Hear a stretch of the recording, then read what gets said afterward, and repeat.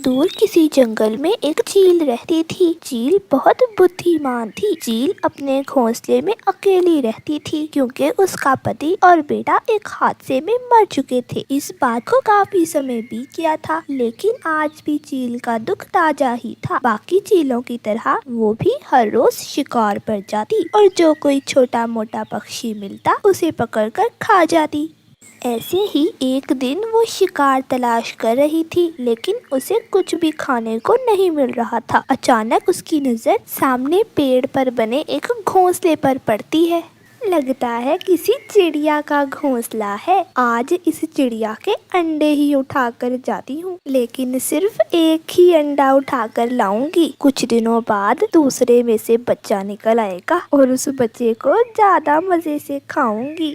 चील ऐसा कहते हुए घोंसले से अंडा उठाकर ले जाती है और सीधी अपने घोंसले में आ जाती है। चील का घोंसला भी एक गुफा के अंदर था। अभी वो अंडा खाने ही लगती है कि उसकी बहन चील आ जाती है।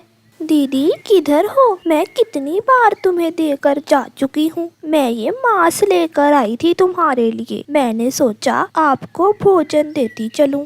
चील उस अंडे को घोंसले में ही रख देती है, जो कि घोंसले में तिनकों के नीचे चला जाता है और खुद मांस खाने लगती है। दीदी मैंने आपसे कितनी बार कहा है मेरे पास आ जाया करो। पता नहीं तुम यहाँ अकेली कैसे रह लेती हो।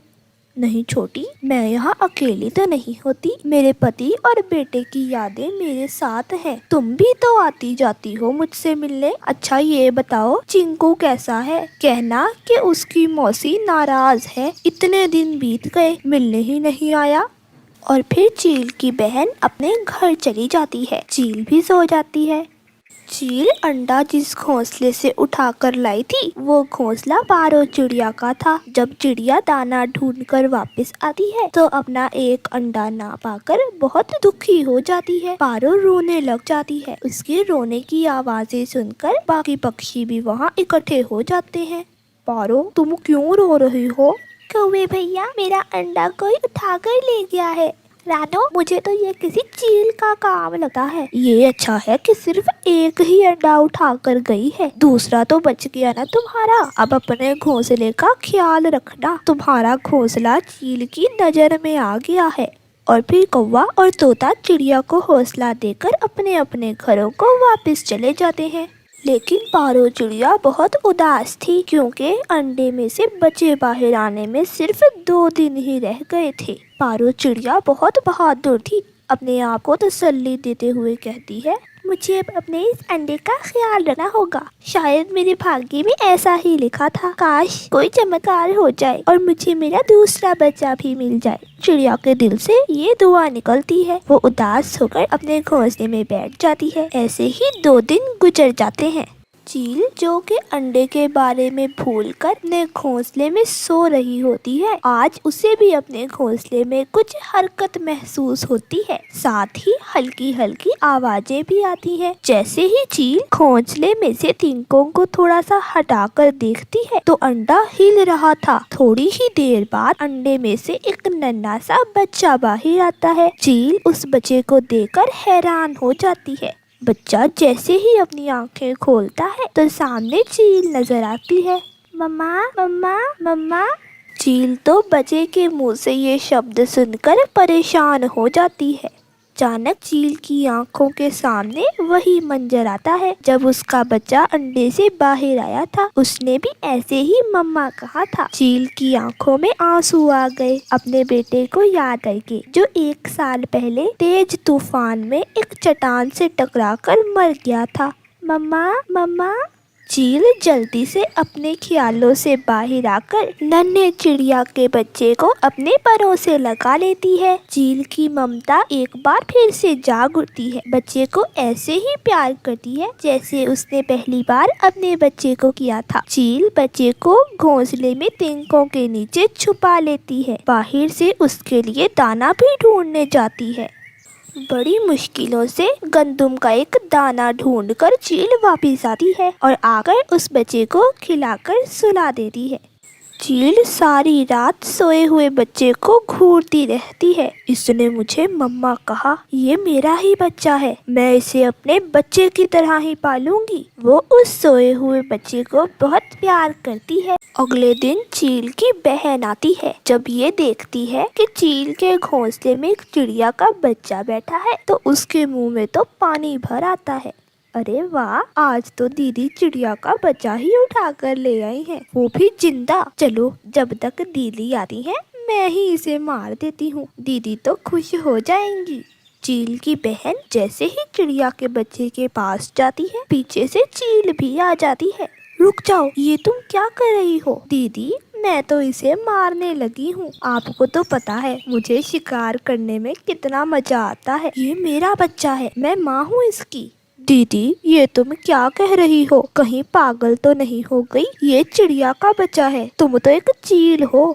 इसके बाद चील अपनी बहन को सारी बात बताती है। दीदी, तुम्हारा दिल इतना नरम कब से हो गया? हम चील हैं, अगर हम एक चिड़िया के बच्चे को पालेंगे तो सारे खानदान में हमारा मजाक ही उड़ेगा। मेरी मानो, इस बच्चे को मार दो। बल्कि एक काम करो, मैं इस बच्चे को अपने साथ ले जाती हूँ, अपने बेटे चिंकू को शिकार करना सिखाऊंगी।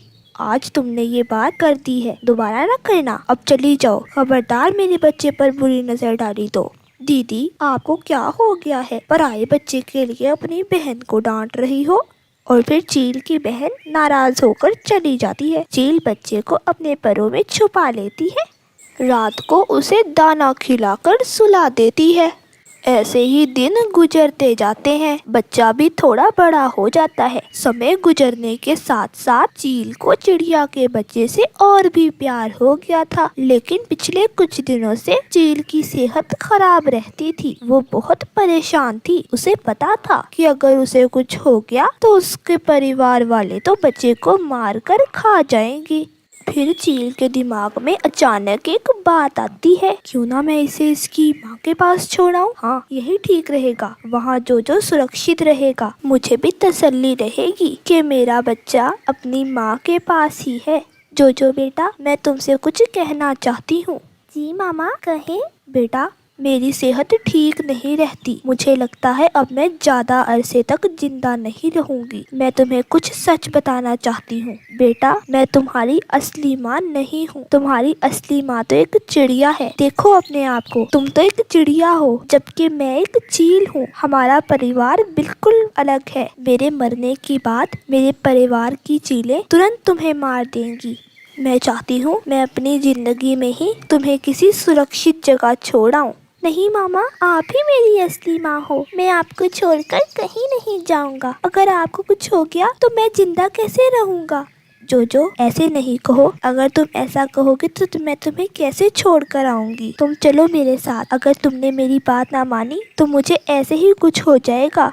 और फिर जो मजबूर होकर चील के साथ चला जाता है। चील जब पारो चिड़िया के घोंसले में पहुंचती है तो पारो चिड़िया तो चील को देखकर डर जाती है। चिड़िया, तुम डरो नहीं, मैं तुम्हें तुम्हारी अमानत लौटाने आई हूँ। इसके बाद चील पारो चिड़िया को सारी बात बताती है। पारो चिड़िया को तो विश्वास ही नहीं होता, लेकिन जब वो अपने बच्चे को देखती है तो उसे चील की बात पर विश्वास करना ही पड़ता है। ये तो भगवान ने मुझे किसी नेकी का सिला दिया है जो मेरे बच्चे को अब तक सुरक्षित रखा। मम्मा, प्लीज मुझे यहाँ छोड़कर ना जाओ। मैं आपके बिना कैसे रहूँगा? जो यही तुम्हारी माँ है। ऐसा कहते हुए चील की आंखों में आंसू आ जाते हैं और वो तुरंत वहाँ से चली जाती है। जो मेरे बच्चे, तुम मेरे बेटे हो। तुम्हें नहीं पता मैं कितना तड़पी हूँ तुम्हारे बिना। लेकिन मैं अपनी चील मामा के बिना नहीं रह सकता। उनकी तो सेहत भी अच्छी नहीं, वो अकेली कैसे रहेंगी? मेरे बेटे, तुम रो नहीं, मैं तुम्हें तुम्हारी चील मामा से मिलवा लाया करूँगी। और फिर ऐसे ही रात हो जाती है। वो सब सो जाते हैं, लेकिन जोजो को तो नींद ही नहीं आ रही थी। वो तो सिर्फ अपनी चील मामा के बारे में ही सोच रहा था। अगली सुबह जोजो पारो चिड़िया से कहता है, मामा, आप प्लीज मुझे मेरी चील मामा से मिलवा लाएं। मुझे उनकी बहुत ज्यादा याद आ रही है। पारो से भी अपने बेटे की परेशानी देखी ही नहीं जा रही थी। वो उसे गुफा की तरफ ले जाती है।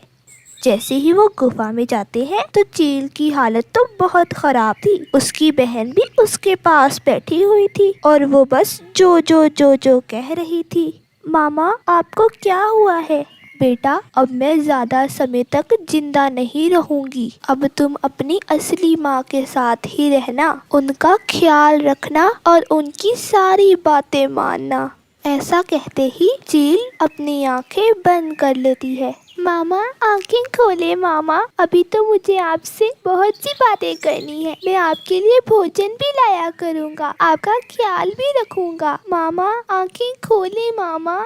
चील तो जा चुकी थी, अब जोजो को ये कौन समझाता। पारो चिड़िया और चील की बहन ये देखकर बहुत उदास हो जाते हैं।